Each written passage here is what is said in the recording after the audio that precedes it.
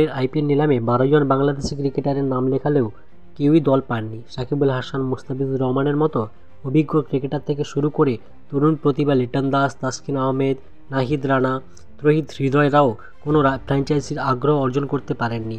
নিলামের প্রথম রাউন্ডেই সাকিব ও মুস্তাফিজের নাম উঠলেও তাদের জন্য কেউ দর দেননি। বাকিদের নাম নিলামের দ্বিতীয় পর্যায়ে উল্লেখ করা হয়নি। এতে ক্রিকেটীয় কারণেই মূল প্রভাবক বলে মনে করা হচ্ছে। ভারতের ঘরোয়া ক্রিকেটে অনেক প্রতিভাবান খেলোয়াড় থাকায় বাংলাদেশি ক্রিকেটারদের জায়গা পাওয়াটা চ্যালেঞ্জিং। সাকিব ও মুস্তাফিজুর তাদের সেরা সময়টা পেরিয়ে এসেছেন, আর বাকিদের আইপিএলের মতো মেগা টুর্নামেন্টে খেলার অভিজ্ঞতাও নেই। উপরন্তু পুরো টুর্নামেন্টে তাদের পাওয়া যাবে কিনা তা নিয়েও সংশয় রয়েছে। তবে কিছু অক্রিকেটীয় কারণের কথাও উঠে এসেছে। সাম্প্রতিক সময়ে বাংলাদেশ ভারতের রাজনৈতিক ও সামাজিক সম্পর্কের টানাপোড়েনের জেরে ক্রিকেটেও তার ছায়া পড়তে পারে। কোনো ফ্র্যাঞ্চাইজি এই পরিস্থিতিতে বাংলাদেশি খেলোয়াড়দের নিয়ে বিতর্কে ঝুঁকি নেয়নি। তবে এ নিয়ে সরাসরি কোনো প্রমাণ না থাকায় গুঞ্জনই রয়ে যাচ্ছে। এরকম ক্রিকেটের নতুন খবর পেতে আমাদের চ্যানেলটিকে সাবস্ক্রাইব করুন।